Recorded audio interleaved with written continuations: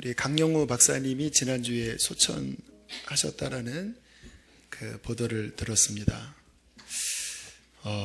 얼마나 지금 좀 좋으실까라는 생각을 했어요. 이제는 눈을 떠서 그 14살 때부터 보지 못했던 다시 더 큰 세계 지금은 보고 계실 거라는 생각이 들고, 그분이 기대했던, 원래는 이제 조금 더 수술을 하면 생명이 연장될 수 있었다고 그랬던 것 같아요. 네, 뭐 구차하게 그렇게 연장하지 않겠다. 천국을 소망을 하고 그 믿음대로 이제 돌아가셨는데, 그 본인의 소망했던 지금 그 나라가 그분에게 얼마나 큰 영광일지 생각하면 한편으로는 부럽기도 합니다. 여러분도 부러우시나요? 보내드릴까요, 여러분들? 사람이 마음이 다 또 부럽지만 또 아직은 아닙니다. 뭐 딱 그런 마음이 있으시죠. 잘 아시는 것처럼 우리 강영우 박사님이 그 14살 때 축구공에 눈이 맞아서 시력을 잃고 뭐 너무 기구하시더라고요. 그 해인가 아무튼 그때쯤에 부모님 다 돌아가시고 공장에서 일하고 있던 누나마저 죽었을 때 3남매 남은 고아만 남은 거예요. 고아인데 앞이 안 보이는. 얼마나 절망스럽겠습니까? 눈이 안 보이는 것도 그 14살짜리 아이한테는 감당이 안 되는데 부모마저 돌아가시고 고아가 됐을 때 자살을 시도하려고 했다 그래요. 그런데 하나님이 살리셔서 그 다음부터는 이제 너무 원통하니까 하나님 앞에 질문을 했대요. 왜 나에게 이러한 시련을 하나님께서 주십니까? 왜 나는 눈이 멀어야 합니까? 왜 나는 고아가 되어야 합니까? 뭐 여러 목사님들, 전도사님들에게 질문을 해도 그렇게 속 시원한 답을 얻지 못하셨다고 그래요. 그래서 굉장한 그 좌절과 또 마음의 분노에 빠져 있다가 어떠한 그 말씀이 비처럼 다가왔다고 합니다. 요한복음에 있는 말씀인데, 그때도 소경이 있었는데 질문하지요, 제자가. 이 사람이 소경된 것이 누구의 죄 때문입니까? 본인 죄입니까? 부모 죄입니까? 그때 주님께서 이렇게 대답을 하십니다. 이 사람이나 그 부모가 죄를 범한 것이 아니라 그에게서 하나님의 하시는 일을 나타내고자 하심이라. 여기에 빛을 얻었습니다. 내 죄 때문이 아니고 부모의 잘못이 아니라 하나님이 하시고자 하시는 뜻이 있으시구나. 그리고 그때부터 공부를 열심히 해서 연대에 들어가고, 원래는 공부를 그렇게 잘하지 못하셨다고 하는데 이 말씀 때문에 하나님이 하시고자 하는 그 일을 내가 이 실명을 통해서 해야 되겠다. 그리고 열심히 공부를 해서 차석으로 졸업을 하고 미국으로 건너가서 아주 초고속으로 박사학위까지 받으면서 최초의 이 장애, 맹인 박사가 되셨다라는 이야기를 들었습니다. 하나님은 우리의 인생을 주관하고 계십니다. 그리고 이끌어가고 계셔요. 물론 그렇다고 우리의 삶이 만사형통, 모든 것이 잘 풀어지는 것은 아닙니다. 때로는 원치 않는 강영우 박사와 같은 절망스러운 환경이 닥칩니다. 그러나 우리가 봐야 될 것은 하나님께서 그럼에도 불구하고 우리의 인생을 주관하고 계신다는 것입니다. 성경에 그러한 말씀들이 여러 군데에 나와요. 오늘 읽은 말씀도 여호와께서 사람의 걸음을 정하시고 그의 길을 기뻐하시나니. 근데 그 길이 쉽지 않은 길입니다. 이 다윗의 시거든요. 그러니까 다윗이 이 말을 고백했을 때는 그 스토리가 그 사울에게 쫓김당하고 광야에 도망자의 신세, 뭐 죽을 뻔한 위기들, 그 험난했던 수많은 스토리를 기억하면서 했던 고백입니다. 여호와께서 사람의 걸음을 정하시고 그의 길을 기뻐하시나니 그는 넘어지나 그 길 속에서 넘어지는 일이 있다라는 거예요. 오늘도 간증하신 집사님이 3년간의 영어 유치원이 굉장히 어려움에 빠지셔서 재정적인 곤경에 빠지시는 그 어려운 넘어짐이 있다라는 거예요. 그러나 다윗은 이렇게 고백합니다. 아주 엎드려지지 아니함은 여호와께서 그의 손으로 붙들어 주심이라. 왜 붙들어 주실까요? 하나님이 계획하셨기 때문에, 하나님이 그 인생을 주관하시기 때문에. 우리에게 이 하나님이 내 인생을 온전히 주관하신다라고 하는 믿음을 갖는 것 굉장히 중요합니다. 쉽지는 않아요. 지식으로는 알아도 내 마음까지 온전히 받아들이기에는 어려워요. 왜? 당장 눈에 보이는 현실이 답답하니까. 예수님께서 누가복음에 이렇게 말씀을 하셨습니다. 참새 5마리가 두 아사리온에 팔리는 것이 아니냐. 두 아사리온이 얼마인지 제가 계산을 안 해봐서 큰 돈은 아닙니다. 아마 1,000원 미만일 것 같아요. 참새 5마리가 두 아사리온. 차라리 참새 5마리가 5 아사리온 하면 한 마리당 한 아사리온 편한데 5마리가 두 아사리온. 조금 계산하는 게 정확하진 않아요. 요거까지. 한 마리당 한 아사리온이 아니라 5마리가 두 아사리온 깎았는지 뭐 했는지 모르지만 요거까지 팔리는 것도 하나님 앞에서는 그 하나도 잊어버리시는 바가 되지 아니하시는도다. 참새까지도 하나님께서 그의 주권 아래 놓여 있다라는 거예요. 그러면서 이렇게 우리에게 말씀하십니다. 너희에게는 심지어 머리털까지도 다 세신 바 되었나니 두려워하지 말라. 너희는 많은 참새보다 귀하니라.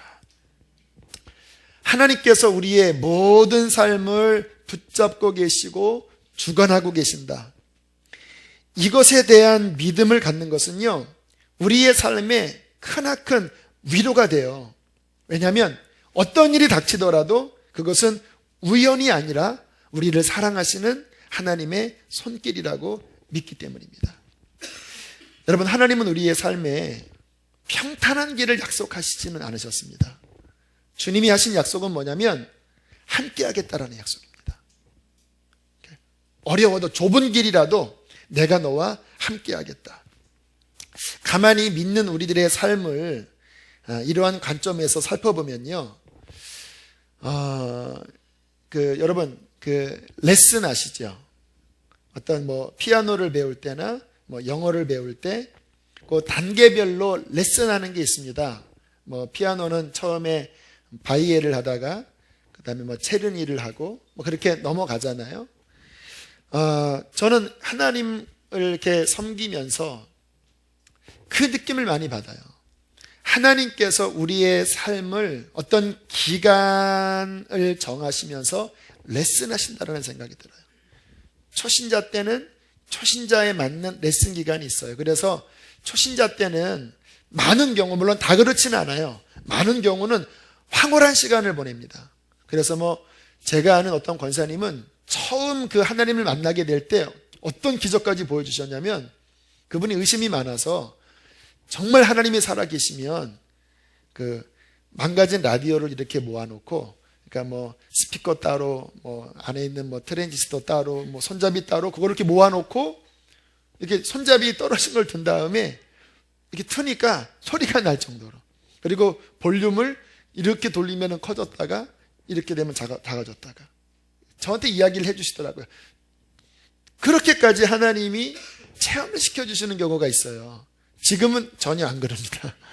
네, 그런 기간이 있습니다. 어릴 때는 하나님이 그런 좀 동화 같지만 그런 기적 같은 일들을 통해서 하나님에 대한 신뢰를 갖게 하기 위하여 좀 허니문 같은 시간, 그런 시간들을 하나님께서 허락하실 때가 있는데, 항상 그러면은 너무 좋겠지만 어떤 한 시간이 지나면 하나님께서 또 다른 면으로 다 달라요. 다 다른 면으로 하나님께서 레슨하시고 훈련하세요. 제가 대학교 때 제 영으로 자주 흥얼거렸던 찬양이 뭐냐면, 그때 박종호 씨의 그 찬양 1집인가 2집에 그러한 찬양이 있었습니다. 교만할 만할 때에 겸손을 주소서, 낙심할 만할 때에 위로를 주소서. 이 찬양 자주 불렀습니다. 왜냐하면 정말 하나님이 그렇게 저를 인도하셨기 때문에. 뭔가 내가 이렇게 가만히 지금까지 그 주님을 따라온 이렇게 여정을 보면요, 크게 보면 이런 패턴이었습니다. 어느 기간에는요, 좀 나름대로 승승장구예요. 이렇게 막 사역도 잘 되고, 막 사람들한테 인정받고, 막 너무 막 기쁘고, 그렇게 잘 되니까 마음이 좀 이렇게 교만해져요. 교만해지고 싶어서 교만해지는 게 아니라 환경 자체가 이러면 안 되는데도 이렇게 막 올라가요. 막 자신감도 생기고, 또 사랑도 받고, 나쁜 건 아닙니다. 왜? 주님 안에서 그런 어떤 충만함을 누리는 것 하나님의 계획이잖아요. 그런데 그러한 기간을 갖고 그 다음 텀으로 지나가잖아요. 그러면 진짜 기가 막히게 아주 곤두박질을 치는 거예요. 아마 여러분도 그런 경험 해보셨나요? 제가 그 이제 전도사 때, 교육 전도사 때 참 기쁘게 행복하게 사랑받으면서 인정받으면서 그렇게 사역을 하면서 굉장히 이렇게 막 자신감도 있고, 나는 다 잘할 수 있을 거야. 막 설교하면 어른들이 막 좋아하고 나는 다 잘할 수 있을 거야. 그러한 마음으로 단독 목회를 1999년에 공주로 나갔어요. 그런데 참 공교롭게 제가 단독 목회 나간 그 환경은요, 저의 캐릭터를 정확하게 반대적으로 싫어하는 그 교회 분위기였어요. 제가 막 기도하다가 방언하면 조용히 불러서, 그 교회가 이제 바로 앞에 있는 교회가 갈라져 나왔거든요. 그 이제 좀 트러블이 있어서 한 30-40분이 이렇게 나와서 교회를 세웠는데, 그러는 거예요. 그 전에 그 교회에서 목사님이 그런 식으로 해소리 싫었다. 항상 그런 식이었습니다. 막 전도하자 그러면은, 그거는 안 된다. 우리는 지금 싸우기 때문에 전도하면 이 지역에서는 이거는 말이 안 된다. 그리고 그럼 제자훈련 합시다. 그 옛날에 다 해봤는데 제자훈련 우리 다 안 한다. 다 반대. 그러니까 저의 성향은 좀 이렇게 인정을 해주고 그러면은 이렇게 굉장히 발휘가 잘 되는데, 막 커트하기 시작하면 이게 막 힘이 팍 빠져버리거든요. 한 2년간 막 곤두박질 치는데요. 와, 정말 제가 그때 얘기했잖아요. 빵집 하고 싶었다고. 목회자가 목회를 안 하면 주로 하는 것이 이제 택시기사. 왜냐면 이제 운전을 많이 했으니까. 또 하나는 부동산. 교회 건축하느라고 땅을 하도 많이 알아봐서. 근데 저 같은 경우는 택시기사나 부동산보다는 제가 음식을 이렇게 좋아해서 빵집을 하면 어떻게, 이런 생각을 할 시기가 바로 그때였어요. 그 2년의 아주 혹독한, 정말 혹독한 시간을 하나님이 보내게 하시고, 그리고 다시 이제 제 마음의 깊은 곳에 있었던 이 개척, 이상하게 저는 이 개척에 대한 동경이 있는 것 같아요. 그래서 주님 차라리 개척하게 해주세요. 그래서 2001년도에 경기도 안성으로 개척 나갈 때 이제 그때는 낙심천만이었죠. 두렵고 과연 잘 될까? 교인도 한 명 있고. 그런데 하나님이 이렇게 높여주시는데 정말 신속하게 사람들이 오고 교회에 은혜가 넘치면서 하나님의 그런 위로를 경험했어요.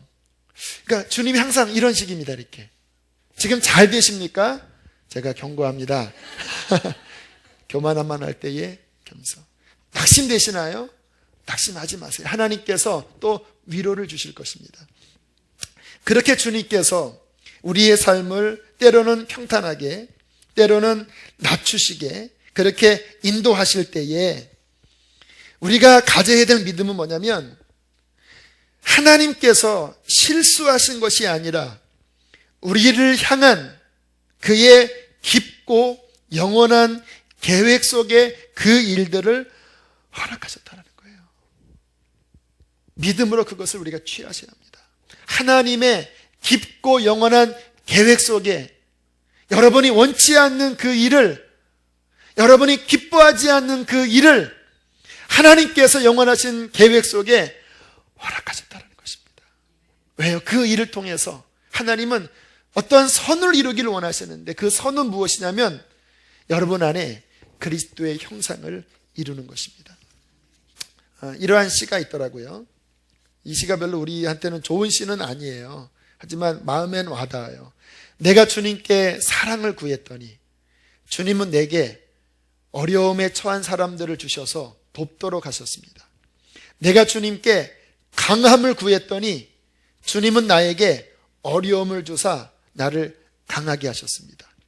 내가 주님께 지혜를 구했더니 주님은 내게 문제를 주셔서 해결할 지혜를 얻게 하셨습니다. 그러니까 구한 거와 응답은 분명히 달랐지만, 그러나 마지막에 보니까 내가 구하는 것보다 더 크게, 더 온전하게 하나님께서 내 삶에 역사하셨다는 거예요. 그러므로 우리는 모든 상황 속에서 좋을 때, 우리는 보통 그렇잖아요. 내가 기도한 대로 응답되고 내가 계획한 대로 인생을 잘 굴러갈 때 우리는 할렐루야, 감사합니다, 너무 좋아요라고 고백을 해요. 그러나 기대하지 않은 모양대로 일이 진행되고 때로는 실망스러운 일이 닥쳐서 어이코, 주님 어떡해요? 주님 이제는 어떡해요? 나보러 어떻게 하란 말이에요? 라는 탄식이 속에서 절로 나오는 그 상황 가운데서도 기억하십시오. 하나님은 실수하신 게 아닙니다. 하나님은 실수하신 것이 아니에요. 능력이 없으신 것도 아니에요. 그분은 역사 전체를 이끌어 가시는데 그 영원하신 뜻을 가지고 우리의 유익을 위하여 하나님께서 허락하신 것을 우리는 믿으셔야 합니다. 아까 찬양 드릴 때 완전하신 나의 주, 오늘 전하는 말씀과 연결되면서 성령께서 이렇게 기름 부어 주시더라고요. 완전하신 나의 주. 그 다음 뭐죠? 의의 길로 나를 인도하소서. 행하신 모든 일 주님께 영광. 다 경배합니다. 찬양합니다. 경배합니다. 그 다음 뭐지요? 주님만 날 다스리소서. 예배합니다. 찬양합니다. 주님 홀로 높임 받으소서. 하나님, 주님은 완전하시고 내 삶에 허락하신 모든 것을 하나님, 나는 기뻐하고 그 주님께서 나를 기쁠 때나 슬플 때나 내가 원할 때나 원하지 않는 듯한 환경으로 이끌 때도 주님이 나를 다스리십니다. 그의 영원하신 사랑으로 나를 다스리십니다. 이 고백을 주님께서 우리에게서 받기를 원하시는구나 라는 생각을 갖게 되었습니다. 진정으로 그 찬양을 고백하는 저와 여러분 되시기를 바랍니다. 제 인생에 그러한 좀 황당한 일을 경험했을 때가 있었는데요. 30대 이제 34살에 목사 안수를 받았습니다. 그때가 2003년도였는데 갈급했습니다. 왜냐하면 이제 교육전도사 이렇게 지내고 또 시골 단독 목회하고 또 이제 개척교회 하면서 뭐가 이렇게 훈련이 덜 된 느낌이 드는 거예요. 이 모습 가지고는 물론 하나님의 사람들은 보내주셨지만 아직 내가 소그룹, 목장 이것도 잘 모르겠고 또 제자훈련도 잘 모르겠고 그래서 좀 목회 잘하는 분과 함께 좀 훈련을 받고 싶다라는 소원이 있었는데 그때 유기성 목사님이 안상강림교회 계실 때 연결이 됐습니다. 그래서 한번 이제 선을 보고 싶다고 그래서 목사님과 이렇게 대화를 잘 이렇게 나누고 수요일 날 한번 설교를 해달라고 했는데 그 설교에 막 불이 떨어진 거예요. 그때 여기 몇 분이 그 안상강림교회 출신들이 계시는데 제가 불이 떨어졌다고 하니까 좀 이상한데 그분들이 수긍을 해야 되는데 보니까 수긍을 안 하는 표정, 순간 제가 당황을 했는데 아무튼 저는 그랬어요. 아무튼 하나님께서 강력하게 역사를 하셨고 그리고 이제 돌아와서 고민스러웠습니다. 왜냐면 또 이 귀한 또 양떼들이 있는데 과연 가는 게 하나님의 뜻인가. 그러다가 마지막 사인을 구한 게 뭐냐면 그날 그때가 금요일이었는데 그때가 9시였습니다. 12시까지 그 유기성 목사님한테 콜링이 안 오면, 그러면 12시 1분에 전화 오면 저는 죄송합니다, 저 여기 그냥 있을게요 라고 그렇게 확답을 드리고, 만약에 12시 전에 11시 59분 59초에 전화가 오면 주님의 사인으로 해서 양털을 이렇게 주 앞에 내밀었습니다. 근데 그 기도가 끝나자마자 전화가 온 거예요. 여보세요, 유목사예요 하면서 같이 목회하고 싶다고 그래서 주님의 뜻이구나. 그리고 정리를 하고 2003년도 그때가 9월에 이제 부임을 했어요. 근데 막 유목사님이 이 목회 4대째거든요. 그 목사님, 아버지도 목사님, 할아버지도 목사님, 목회를 너무 이렇게 잘하세요. 그러니까 굉장히 말씀도 좋지만 제가 함께 경험해본 바로는 목회적으로 아주 구단이세요. 이렇게 얼마나 잘하시는지. 그러니까 벌써 막 너무 흥분이 되는 겁니다. 야, 이분 밑에서 훈련 받으면 내 그 부족한, 나는 당대니까, 당대는 불은 있지만 이게 이제 부족한 게 있거든요. 채우겠다. 딱 2달 지났는데 유 목사님이 딱 부목사를 다 모으시더니 하나님이 나를 성남에 있는 선화목재교회로 가라고 하시네요. 뭐 이러시는 거예요. 막 그때 순간 받았던 충격은, 왜 충격을 받았냐면 응답받고 왔거든요. 저 분명히 하나님의 사인이라고 확신했는데, 또 영적인 목마름이 있었는데, 이거 뭐 이렇게 이제 막 진수성찬이 이렇게 차려지는 겁니다. 유목사님. 그래서 딱 받아오지, 먹자. 이제 딱 숟가락을 들르고 한 숟갈 먹고 좋다 하는데 갑자기 상을 싹 치워버리시는 거예요. 너무 막 실망이 되고 막 낭망이 되고 막 혼란스러운 겁니다. 내가 하나님께 사인 잘못 받았나? 하나님이 실수하셨나? 그때 왜 그런 불을 내리셨어? 하면서 막 이렇게 방황을, 영적으로 막 혼란스러운 시간을 갖다가 하나님을 경험하는 삶이라는 그 제자 훈련을 제가 청년들하고 이렇게 하고 있는데, 거기서 응답을 받았습니다. 거기 무슨 이야기가 있냐면 이런 이야기가 있습니다. 하나님은 전지하시기 때문에, 모든 것을 아시기 때문에 우리에게 다가오는, 우리에게 닥친 모든 일들은 실수가 없다. 하나님의 온전한 뜻 가운데서 주신 것이다.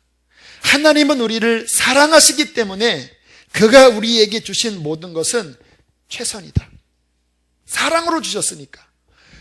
그거를 제가 예습을 하다가 갑자기 마음에 확 꽂히면서 눈물이 나면서, 비로소 지금 제가 말씀드리는 하나님 주권신앙, 내가 이해하지 못해도, 내가 헤아리지 못해도 이 모든 것은 하나님, 당신이 모든 것을 이미 아셨기 때문에 주신 것이고, 그분은 나를 사랑하시기 때문에 최선입니다. 완전하신 것입니다. 그렇게 받아들이면서 그곳에서의, 이따가 말씀드리겠지만 제게 꼭 필요한 훈련을 거기서 받은 거예요. 그리고 2년 지나고 다시 이제 이쪽으로 하나님이 오게 하셔서 6년간 제가 원래 그 목말랐던 그 훈련을 잘 받게 하시고, 이렇게 여기까지 이렇게 온 거예요.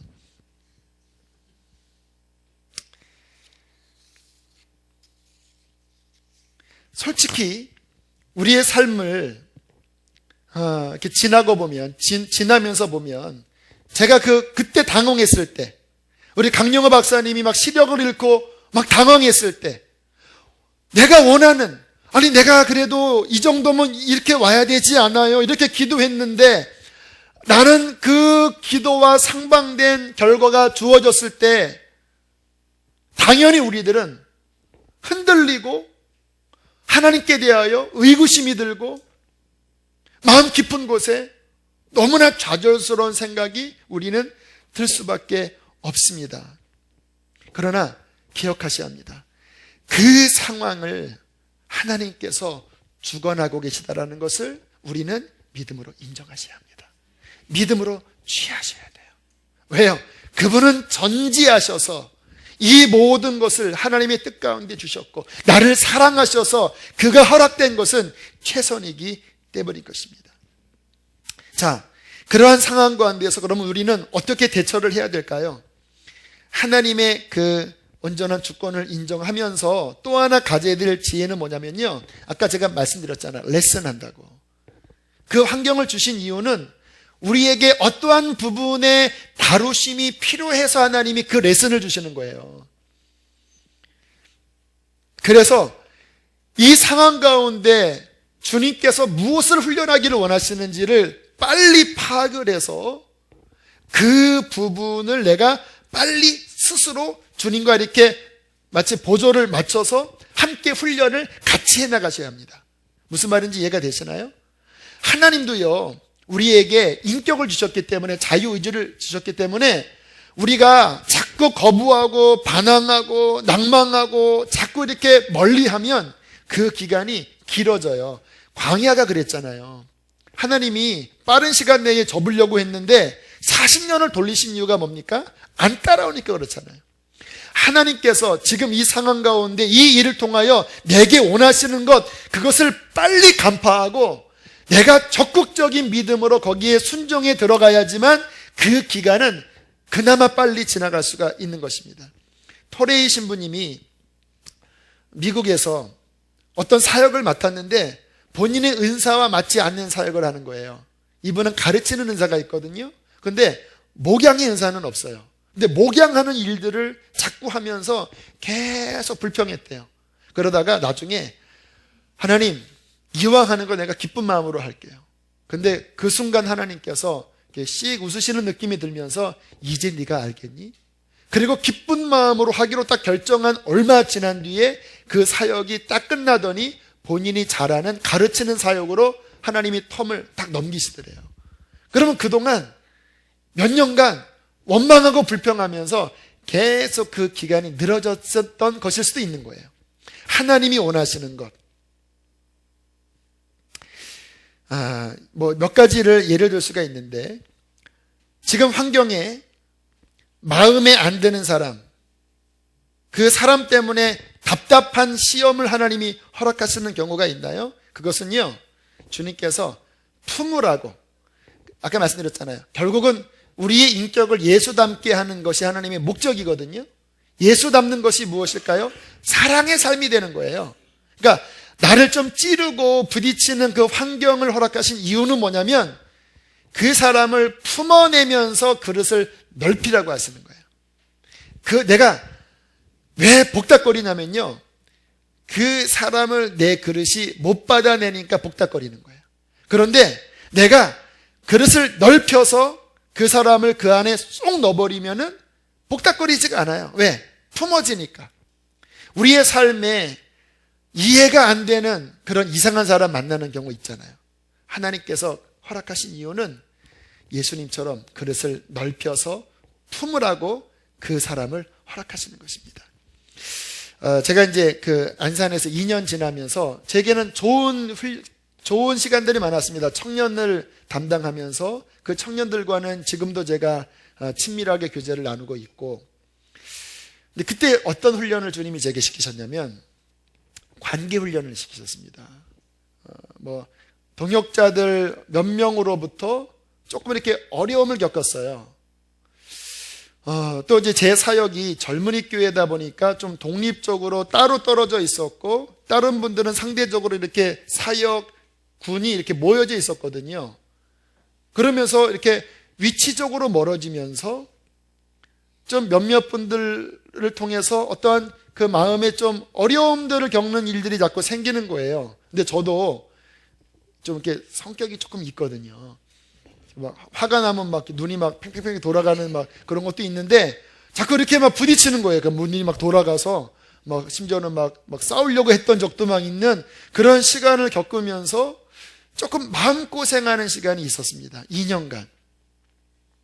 그때 뭔가 나의 삶에 이 동역자들의 관계 안에서 내가 다뤄야지 될 부분이 있구나. 물론 객관적으로 서로 잘잘못을 따지면 나도 잘못이 있고 너도 잘못이 있고 있지만 뭔가 나한테 문제가 있겠구나. 그렇게 하다가 완전하게 정리는 안 되고 이제 그 다음 사역지로 옮길 때에 그 부분에 굉장히 신경을 썼습니다. 어떻게 동역자의 관계에서 내가 겸손히 또 품어내고 그런 시간을 가질까. 그리고 난 다음에 그 다음 사역지가 이제 딱 한 몇 달 진행됐을 때 그 전에 계셨던 그 동역자들을 만날 기회가 있었는데 주님이 안아주라는 마음을 주시는 거예요. 그래서 정말 오랜만에 만날 때 서로 이렇게 안아주고 이렇게 관계를 풀면서 그 어려웠던 2년간의 시간의 어떤 마음의 앙금들이 이렇게 풀어지는 회복도 주시고, 그리고 그 다음에 갔던 우리 선화목적교회에서는 정말 동역자들이랑 너무나 원만하고 행복하게 잘 관계를 맺다가 나왔어요. 지금도 뭐 한 달에 한 번씩 우리 뭐 목사님들 또 전도사님 만나면은 너무너무너무 좋은 거예요. 근데 그렇게 할 수 있었던 그 제 안에 어떠한 단점이 드러나고 거기에 훈련해야 되겠다라고 하는 경각심을 가진 이 계기가 그 2년. 그곳에서의 시간이 저에게 하나님이 필요한 어떤 부분을 레슨하는 시간이었다는 거예요. 주님께서 여러분의 주변에 뭔가 여러분의 마음을 격동하고 어렵게 하는 대상이 있다고 한다면 하나님의 뜻입니다. 그 사람을 품어내십시오. 그냥 꿀꺽 생기세요. 막 이렇게 막 사랑으로 감싸주셔서 그 사람이 무슨 말을 해도 복닥거리지 않을 정도로 내가 그릇을 넓히면 다윗처럼 다윗이 사울을 품었을 때 그의 영역을 하나님께서 광대하게 펼치셨던 것처럼 그 훈련만 잘 받으면 하나님이 여러분의 지경을 넓히시게 될 것입니다. 또 하나, 여러분의 삶에 힘든 일들, 답답한 일들, 그러한 문제가 자꾸 발생되면요, 그 이유 가운데 하나는 따라합시다. 기도로 더 깨어나라. 그런 사인입니다. 너 왜 기도하지 않느냐? 그러니까 자꾸 기도거리를 주시는 거예요.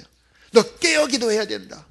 지금 이거는 작은 문제지만 기도하지 않으면 더 큰 문제 생기니까 너 더 기도해야 된다. 우리의 삶에 일어나는 여러 가지 사인들을 그 하나님이 주시고자 하시는 그 원래의 목적을 파악을 해서 거기에 맞춰주면요, 이 문제는 실은 문제 같지 않게 그냥 지나가 버리는 경우가 많이 있습니다. 하나님께서 우리의 삶에 마지막 주님 앞에 가는 그 순간까지 주님의 목적은 우리가 그리스도인으로서 더 완숙하게 예수님을 닮은 모습으로 성숙해서 주님 앞에 깨끗한 신부로 서도록 그분께서는 우리를 훈련하고 다루실 것입니다. 그래서 좋은 일도 있고 힘든 일도 있고 때로는 원치 않는 일도 겪지만 하나님께서 그 모든 것을 합력하여 선을 이루실 것입니다. 잘 소화하면 하나님께서는 우리를 더 귀하게 쓰실 거예요. 마지막 한 이야기를 드리고 기도하기를 원하는데요. 독수리가 보통 3, 40년을 산대요. 오래 살지요. 그런데 어떠한 독수리들은 70년을 산대요.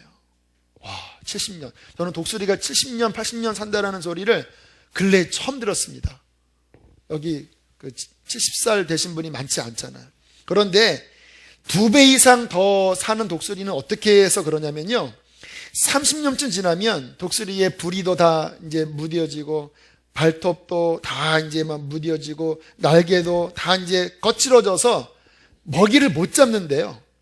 그러면 그 중에 어떠한 독수리들은요, 그 높은 벼랑 끝에 집에 들어가서 자기의 그 부리로 털을 다 뽑는데요. 얼마나 아프겠습니까?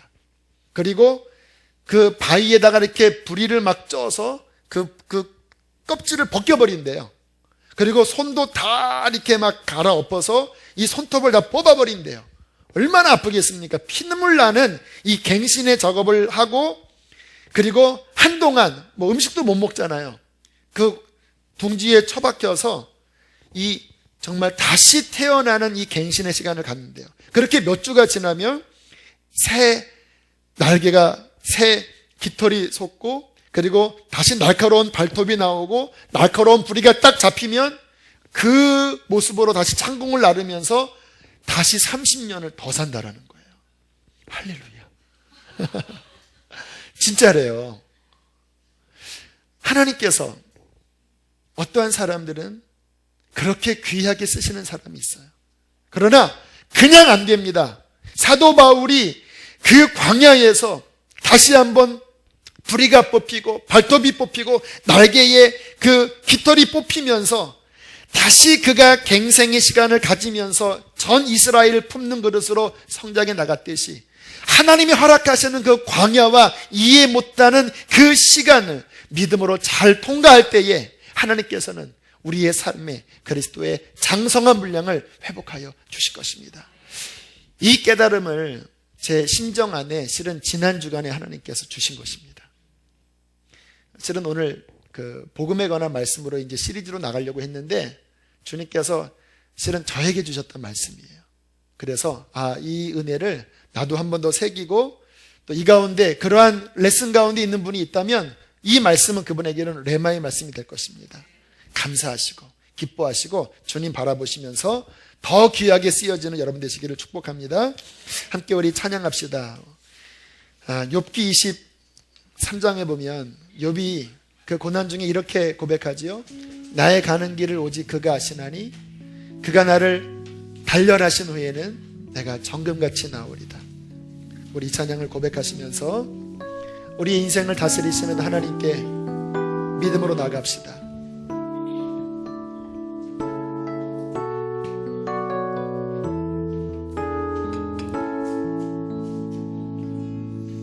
주가 보이신